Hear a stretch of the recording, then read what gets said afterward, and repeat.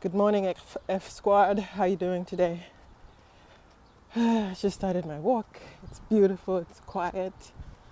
It's got a little breeze, not too hot, just perfect. I hope you're all doing well. Thank you for coming back again to watch my video, and I hope you're walking, you're doing your thing too. You're getting it done. So today it's my usual morning Saturday morning walk, and getting up was a little challenging, but once I'm up, and by the time I'm done, that's when people are getting up and I can just do my errands in earnest and not worry about having to work out because I've already taken care of that early in the morning. Anyhow, let me know in the comments what you think about this, iPhone 11 Max camera. I think it's just awesome, but that's just me. Anyhow, so the new book I'm reading, or rather listening to, because I listen, I still have the books I can go back and read, but I find that if I listen to them on audio, I can multitask. I can walk and listen. I can do more stuff. If I have the physical book, I tend not to want to do anything, but just read, and it's just not practical with how much stuff I need to do. So whatever works for you, but I'm trying to read more books a year because it started to be that I wasn't reading at all because you're so damn busy and you're so tired all the time, but you need to feed your mind like you feed your body. Anyhow, the new book I'm reading, Chris Voss, Never Split the Difference. It's about negotiating, the art of negotiating, written by a former FBI agent who was a negotiating specialist. Oh, the poor guy got a ticket parking next to a hydrant. And that's not going to be fun when he wakes up or she wakes up. Anyhow, it's very interesting. It talks about how humans are both rational and irrational, and most of the times when they get into conflict, it's not necessarily the rational aspect of them that's triggered, but the irrational aspect of them that's triggered. And usually that is why the rational approach doesn't work, because the person is already irrational, emotional. Most academia propose that you remove emotion from the equation, but the whole art of conflict is really based on emotion. So it's about understanding emotion and leveraging it to broker a win-win solution.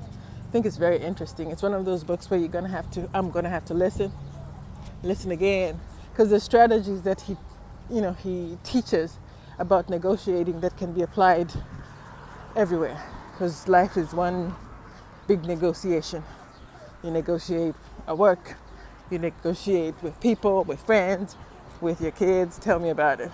Now, I think as we grow up, we lose the tenacity that kids just naturally have. It's like this weekend, I was forced to go and buy hot dogs because every day, my daughter, I want hot dogs. I want hot dogs. I want hot dogs.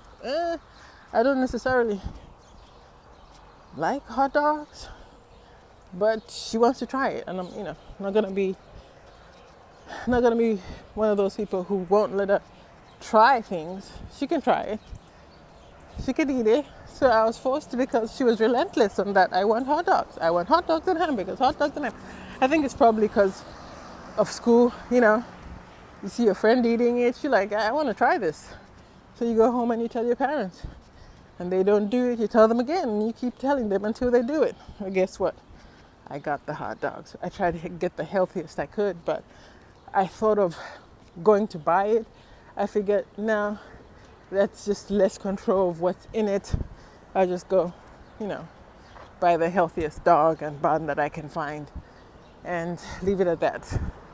She did like it though. I mean, she ate 2 dogs, but not the bun, the one in the bun, the ketchup and everything. She just wanted to look at. She was, I guess, amazed by the whole dog in a bun thing. Anyhow, I digress. So, Chris Voss, never split the difference. It's very interesting, but it gives you insight in human relations. Basically, it talks about human relation. Life is just one big negotiation. So it's something you can, I guess, apply at work to apply everywhere, basically. So if you're looking to improve your negotiation skills or just find out a little bit more, I highly recommend, you pick up Chris Voss is Never Split the Difference. I'm still reading it. I'm probably gonna listen to more of it after I finish doing this video because I'm intrigued, as I usually am with knowledge. So anyhow, I'm just waiting to cross. Gotta get my mask on. Ooh, I'm loving this camera though. Smoothing out those eyebrows. So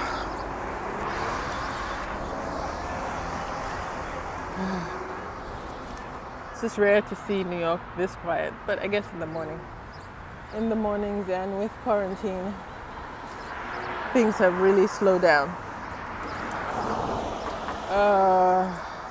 So anyway, we're talking about walking.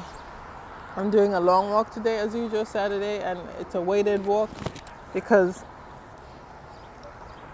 152.5 is proving to be the bane of my existence. Across, it's just not necessarily dropping, but I know why. It's because I'm taking maca root. A maca root is phenomenal. It has a lot of benefits, balancing your hormones, whatnot. The one con, depending on what you're trying to do, is you gain weight with it. Now, so all this walking I'm fighting with the marker that I take daily on losing the weight, which is why it's taking longer. I totally believe I'd have already reached my goal if I wasn't taking maca, but I'm not willing to sacrifice the benefits of maca. Hence, I just have to figure out a way to counteract the maca. So,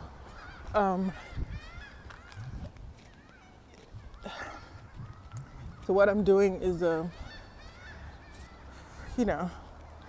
add an additional weighted weighted walk during the week, because normally there's